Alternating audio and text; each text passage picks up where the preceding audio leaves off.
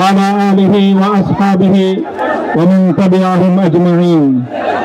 أعوذ بالله من الشيطان الرجيم. بسم الله الرحمن الرحيم. ولهن مثل الذي عليهن بالمعروف.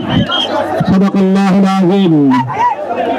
আজ 2025 সালের 3রা মে বাংলাদেশের রাজধানী ঢাকার ঐতিহাসিক সোহরাওয়ার্দী উদ্যানে আয়োজিত হেফাজতে ইসলাম বাংলাদেশ আহত এই মহা সমাবেশকে লক্ষ্য করে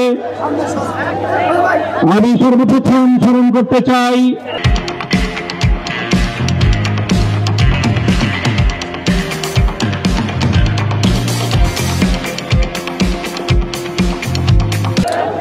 ওই সকল বীর শহীদদেরকে 17 থেকে 2024-এর জুলাই বিপ্লব পর্যন্ত রক্তেরাঙা যেই পথ পাড়ি দিয়ে বাংলাদেশ 2024-এর 5ই আগস্ট দ্বিতীয়বারের মতো স্বাধীনতা অর্জন করেছে। সেই স্বাধীন বাংলার মাটিতে দাঁড়িয়ে আমরা শপথে বাড়ি উচ্চারণ করতে চাই, রক্ত দিয়ে স্বাধীনতা এনেছি, প্রয়োজনে রক্ত দিয়ে সেই স্বাধীনতা আমরা রক্ষা করব ইনশাআল্লাহ।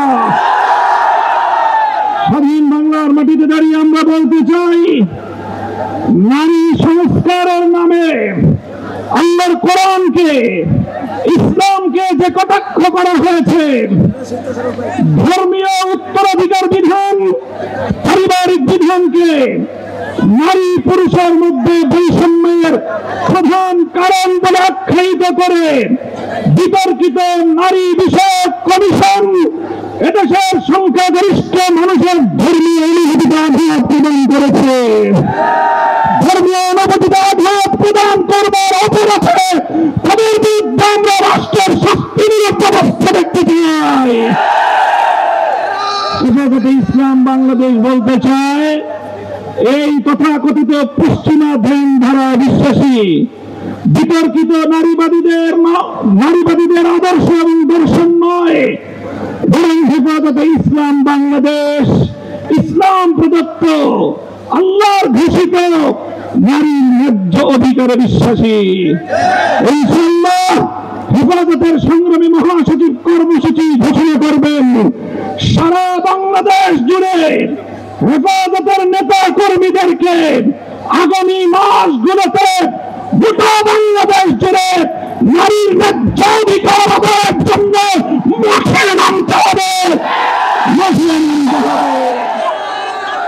আমরা পরিষ্কার ভাষায় বলি, বাংলাদেশের স্বাধীনতার 53 বছরের মাথায় এসে সংবিধান সহ রাষ্ট্রের ব্যাপক সংস্কার কার্যক্রম শুরু হয়েছে। এই সংস্কার কার্যক্রম চলাকালীন সময়ে বহুত্ববাদের মতো বিতর্কিত একত্ববাদ বিরোধী কোন কনসেপ্ট বাংলার গ্রহণ করবে না। বাংলাদেশের মাননীয় সরকার প্রধান উপদেষ্টাকে আমরা বলি, আপনি আন্তর্জাতিক ব্যক্তিত্ব, বিশ্ব অঙ্গনে আপনি গাজাবাসীর পক্ষে ভূমিকা পালন করুন। সারা দুনিয়ার মানুষ গাজাবাসীর পক্ষে দাঁড়িয়েছে।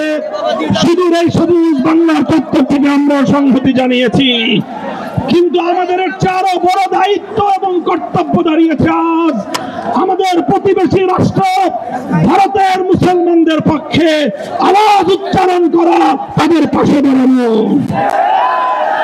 মুসলমানদের নিপীড়িত জনপদ, রক্তস্নাত ভূস্বর্গ কাশ্মীরকে আজ গুজরাটের কসাই একটি নরকে পরিণত করেছে।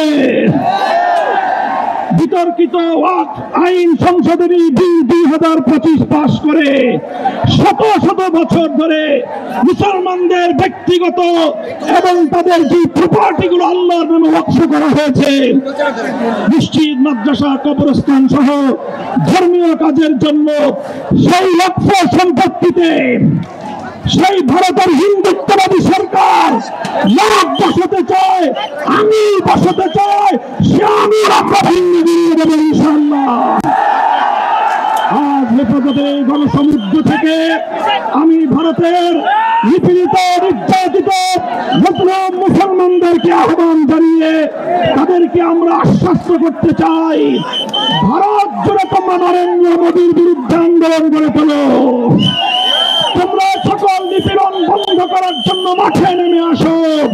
সীমান্তের এপার থেকে বাংলার 18 কোটি মানুষ তোমাদের সঙ্গে সংহতি করবে ইনশাআল্লাহ।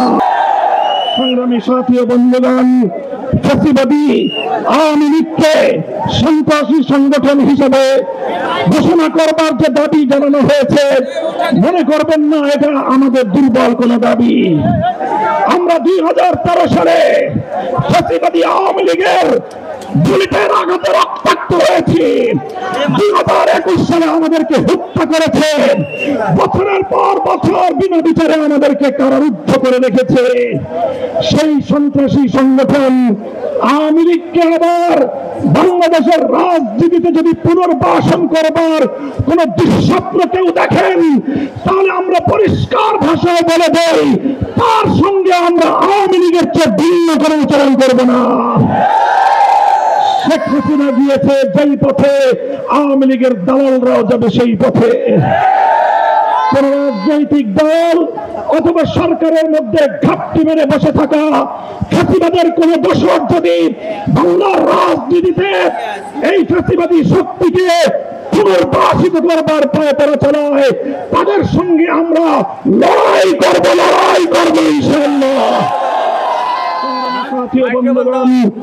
সর্বশেষ আমাদের কথা হলো এই, শাপলার শহীদ যারা শাহাদাত বরণ করেছেন, ইনশাআল্লাহ হেফাজতে ইসলাম বাংলাদেশ প্রতিটি শহীদ পরিবারের পাশে দাঁড়িয়েছে।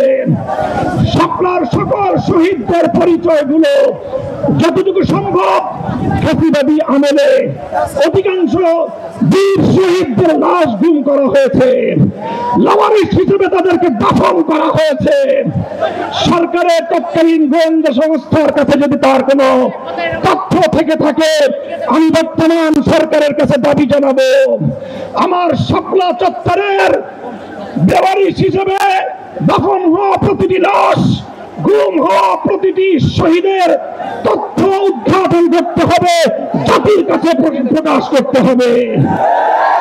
এর বাইরে গোটা বাংলাদেশে যতজন বীর শহীদ রয়েছেন, প্রত্যেক শহীদের পরিবারের সঙ্গে যোগাযোগ করে আমাদের সর্বশেষ ভেরিফিকেশন এবং যাচাইয়ের কাজ চলছে।